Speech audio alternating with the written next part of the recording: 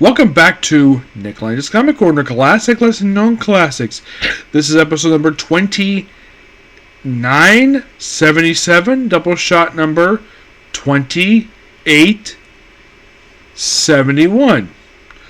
Where we got two trades here. Well, we have Green Lantern, The Power of Ion, which collects Green Lantern Volume 3 issues 142 to 150. Why they include 141 is a mystery to me. So, basically, we have... The best way to describe these issues is basically a semi-rebirth of the Green Lantern Corps. So, by the way, we have Joe Winnick on the writing here with Eric Babbitt, but Dan Engelstein basically joins the writing. It's called House on Fire. So, also these issues are noteworthy for having the final appearance, for now, of Kyle's outfit, his iconic outfit from the 90s. Basically, his, so we have this tie-in to, I think it's like Day of Hell, I think it is. And we have John Stewart, where he is being held, he's basically in a room with Fatality. You know, the woman who put him in a wheelchair. Yes, for some reason that somebody thought this was a good idea. Yep. And she's very seductive toward him.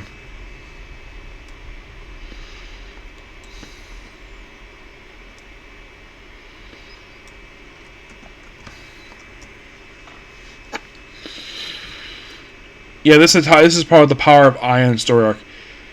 Yeah, apparently it starts here because Ion basically makes an appearance in here. Also appearance here by the Spec at this point in time, which is Hal Jordan. Yep. And after with Inferno there. 143 is a tie-in to, I kid you not, Joker's Last Laugh. Well, we have a Jokerized Gravon. Yeah, he is the third son of Darkseid. Yep. And he gets possessed by, of course, well, the Joker, and Alexander Nero, who was a Kyle Rayner bad guy, who got killed off in the second volume for Green Lantern Corps. He actually made his debut not long before this. And this would continue with the very next issue, the storyline here, and instead of the Power of Ion stuff. Now, this issue in particular, I believe this was the issue that had the debut of Kyle's new costume.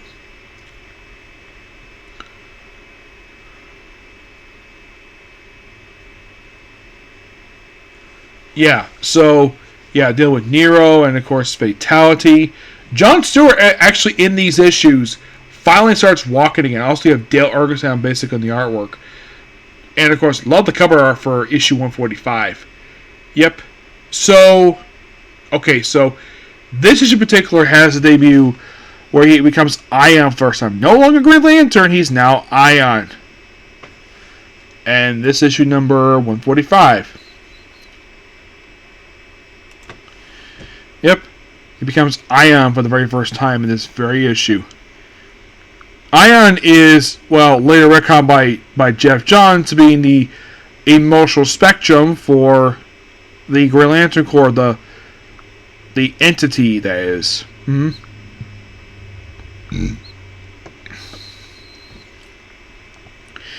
And of course, appearance here by Jay's father, Alan Scott. We have more space up here. And so yeah, he fights basically Nero, and with this new power, he gets this brand new costume. Yep, he gets a costume change. Yep. And we'll continue the storyline from there. Yep. In 146, basically, like, you have Kyle.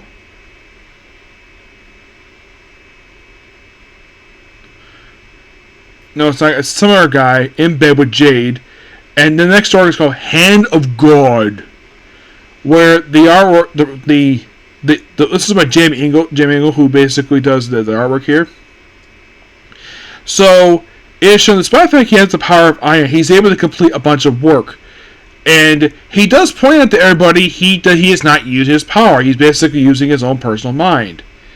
And he's like chatting and, well, fighting bad guys with his attire, with this particular new power. He's acting a bit OP, and Jay Nelson ends up becoming a monster, and then the issue ends with... Oh yeah, it actually is, and of course we have the power inside of him. Yep. Oh yeah, now in the case this issue in particular, I think it's this issue, or the next issue where John Stewart finally starts walking again. And of course, we have visit here by Parallax. We have Gravon up here again. And yeah, at the end of this issue, John Stewart can walk. For the first time in a while, he's walked. Because Fatality put him in the wheelchair, and now basically he's back again. So you have Jay fighting Gravon with an appearance here by the guy. No, it's not Guy. I think it's maybe Joe Gardner. Someone looks like Guy. So, yeah, and Jay's shocked the fact that John is walking again. And of course, they go dancing and a little bit of celebrating. Yep. And Jay gets a bit of an updated costume.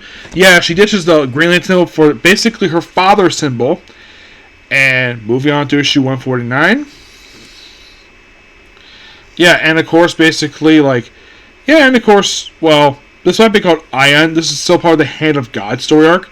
Where we have the JLA. This, of course, I'm not sure if this is 02. So Grant Morrison was not ready at this point in time. This could have been maybe Kurt Busiek. So the characters we have here, part of the lineup for this issue is Plastic Man, Wally West, Lois Flash, Wonder Woman, Batman, Martian, and Superman. That's your lineup for this issue, which is quite interesting. They do question how God says thing. Of course, they have to basically hang out with him the whole issue. Oh, and Superman's got black in his ass. That's thanks to a recent crossover at that point, which was Our Worlds at War. Very weird crossover. And then, of course, the issue ends with Kyle saying he needs to go see his father. And moving on to issue 150 for the series, which has, at this point, all the Earth's Green Lanterns. Hal Jordan, who is a Spectre at this point in time. John Stewart, who does not have his powers.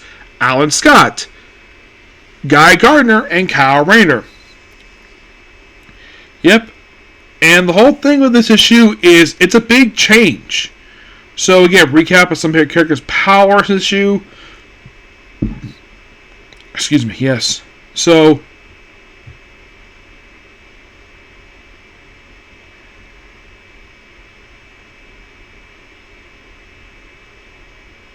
yeah, and then basically Kyle realized his father first time in several years. And he's put on weight. Because last time we saw him, he was a complete dick. Now he's a bit nicer. Somehow he survived, basically, all this time. Apparently he's like, So, then we actually have, looks like Ola has been restored. First time at this point, it has been 100 issues since Emerald Twilight. Yeah, 100 issues. Ola is back. Gant is back being a Guardian.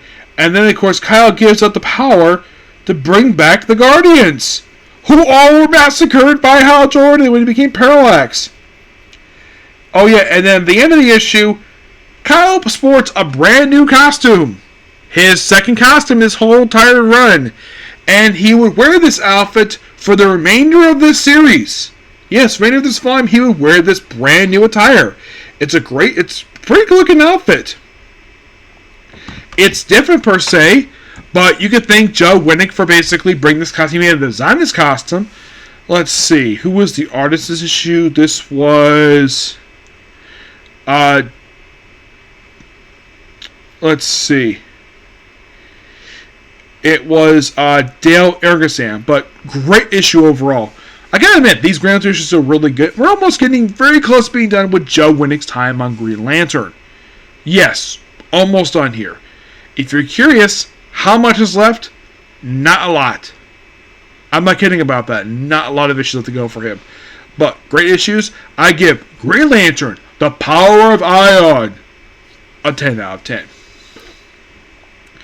We get pretty good historical moments here. Next up we have is the Legion of Superheroes.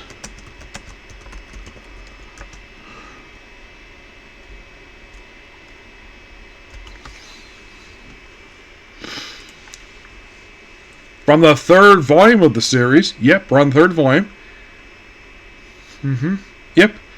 This is called Eye for an Eye, which collects the first 6 issues of Legion of Superheroes Volume 3. And a little fun fact about this volume. This volume overall has had 3 trades collect the entire run. And that's not a joke. That seriously is 100% completely true. As for why in the world this is, I have no idea. Seriously, I have no freaking idea of why in the world there's only been like 2 trades to collect this whole run. Actually 3. There's 2 regular trades, and then there is a Superman Steel trade, which they did do new printing of that with the new stuff. So basically in these first 6 issues,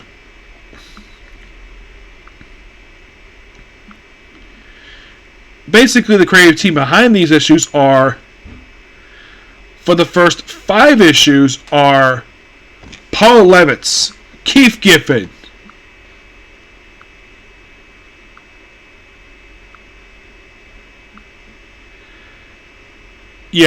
and for the first 5 issues, it is the Legion of Superheroes versus the Legion of Supervillains.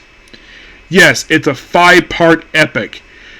Yeah, and it's somewhat of a dark story. Now, in these issues, there's no Superboy, there's no Supergirl. Because, of course, it is the year of 1984. Now, of course, at this point in time, I think Supergirl did have a book at this point in time, and Superboy was already out of the book. So, Mon-El was still here. So, yes. So, it's a bit of a dark-ish style storytelling, because they did the same thing with New Teen Titans and The Outsiders.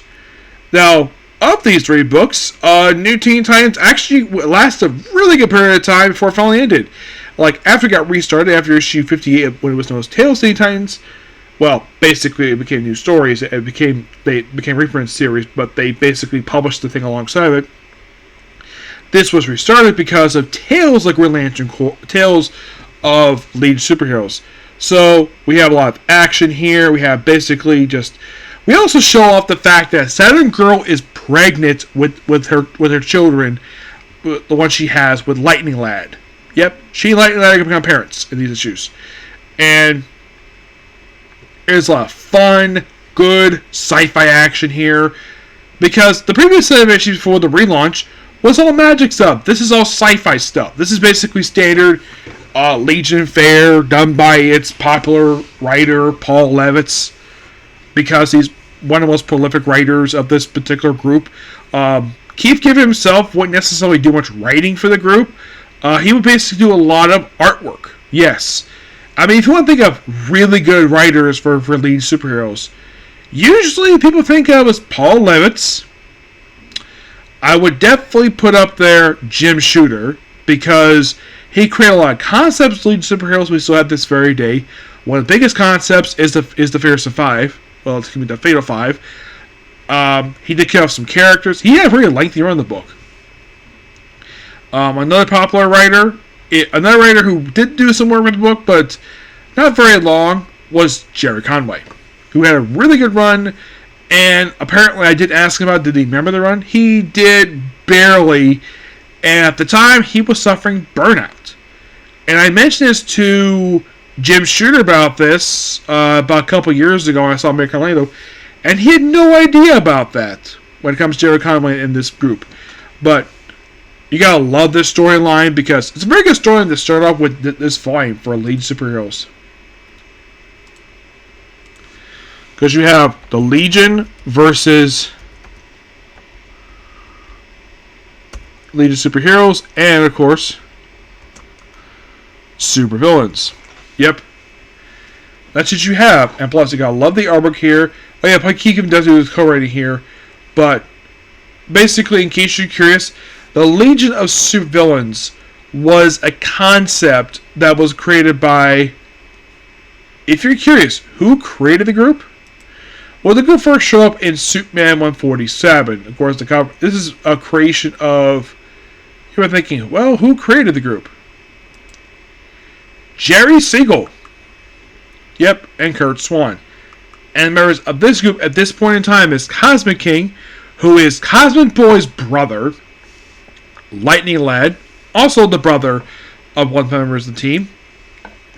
Yeah, he is the elder brother of Lightning Lad and Lightning Lass. Micro Lad, where he was a rejected member of the Legion of Superheroes. He became part of the group. Nemesis Kid, he was also a member. He was basically, well, he actually ended up dying at the end of these issues. Yep, he did die. He got killed off in issue 5 of this book. Yeah, and this is the guy who murdered Karate Kid.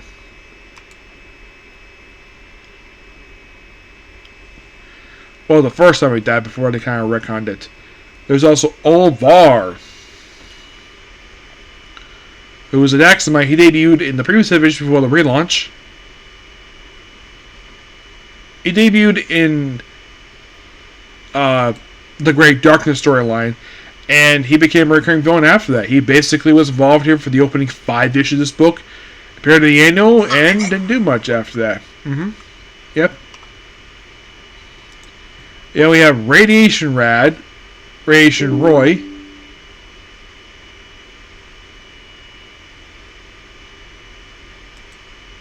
Yeah, this guy in particular was also one point part of the Justice League of Earth. It was a evil supervillain group that existed in Action Comics. Yeah, he's a creation of... If you're really curious, who created this guy? Was Jim Shooter? Nope, it was Jerry Siegel. There's also Ron Carr. He's from the planet Neptune. He can flatten his body. And he's a creation of Edmund Hamilton, an excellent writer. And you also have the Sun Emperor. And he first showed up in Superman's pal Jimmy Olsen 63. Yep, that's when he first showed up.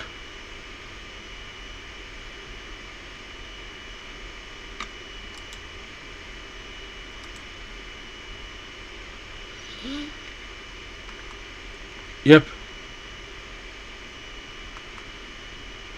Yeah, and basically we just fight them throughout. They just basically deal with them.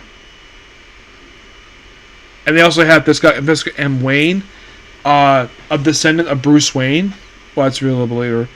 But also they have Colossal Boy's mom resign as president of the United Federation Planets.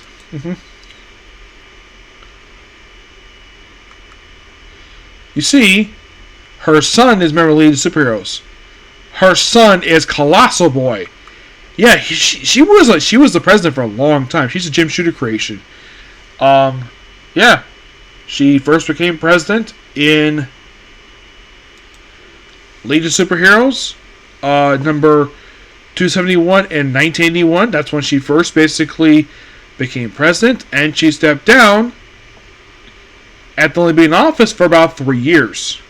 But she did a lot. Yeah. But you also gotta love the cover here. Issue 2, Bleeds Rose get bigger. We also have Esperlass. Yeah, she appeared in Superboy. Hunter Second, Lezon, Magnolad. Yes, there's a guy called Magnolad. Jim Shooter creation, and also Micro created him. Mixmaster Neutron, Silver Slasher, Spider Girl. Yes, there's a character called Spider Girl, and Look at her. She looks like they use a similar appearance to Charlotte Webb from Marvel Comics in the 2000s. And she's a creation of Jerry Siegel. But my guess is they probably can't use the name, well, Spider-Girl anymore because, of course, Marvel has the same name. There's also Terra Titana, Terra the Hunter. Yeah. It's like the big thing of, like, overall, you can definitely say the opening 5 issues is basically the lead superheroes versus the lead supervillains. For 5 straight issues. And also, they kill off Karate Kid. Long time ever, they kill him off, and then apparently Nemesis Kid gets killed off, and Karate Kid does come back later on. But it's a very good story arc. Yeah, very epic. And then the very next issue, you have Lightning Lord fighting his sister, Lightning Lass, who for some reason later writers outed her as a lesbian. I don't really know why. It's kind of odd. Yeah.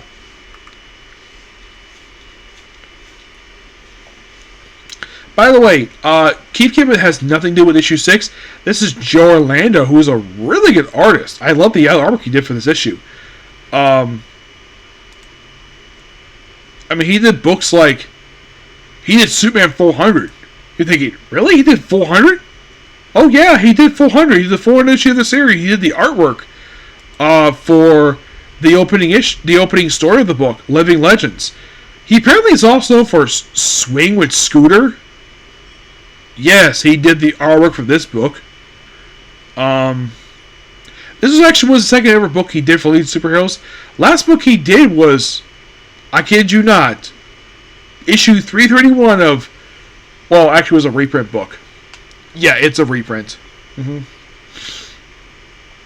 Yeah, so, in a way, this was technically his only comic he ever did for lead superheroes. He also did The Phantom. Yes, DC's Phantom. Who only appeared in 2 volumes. Yeah, he also drew a couple issues of the Richmond Morphos book. He basically is very sporadic, but aside from doing this one comic and doing Superman 400, is like Swing with Scooter is probably the most noteworthy comic he worked on. And he drew almost every issue. I think he did it up until issue like 15. It's if you're curious what Swing with Scooter is, from what I can tell, it seems like it's a romance comic. But what do I give League of Superheroes Eye for an Eye? I give it, believe it or not, a 10 out of 10. It's really good. And definitely something basically, like, if you're a fan of League of Superheroes, check these issues out and the trade. It's fantastic. And there's like one more trade at the cover for this run. And that is, I kid you not, there's like one more, and that's it. Yeah, there apparently is no more. I'm not sure why. So, after the very next set of issues, basically, it's going to be like separate stuff. Now, if you're really, really curious, excuse me, how long was this volume of the League of Superheroes? If you're really, really curious of how long this book was,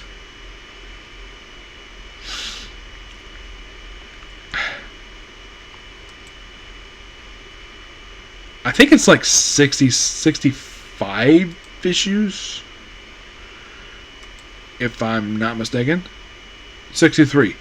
Yeah, only 63 issues. Yep. And of course, basically, well, after I cover the next trade, I'll be covering the annuals. Just not come out of the way. Yeah, and by the way, this volume has annuals. Yep. But love League Superheroes. Check it out. It's amazing. Oh, if you're really curious, does Paul Levitz do all of the issues of this volume?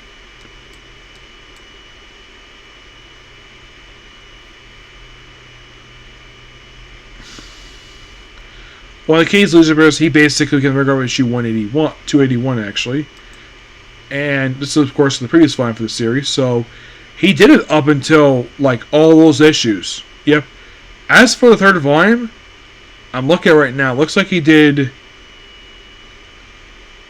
Yeah, he pretty much did the whole thing. Yeah, he did the whole entirely of Volume 3. He did come back for Volume 6. Of course, after this volume conclude, he would do one more issue before coming back with Volume 6. And that'll be issue 100 of Volume 4.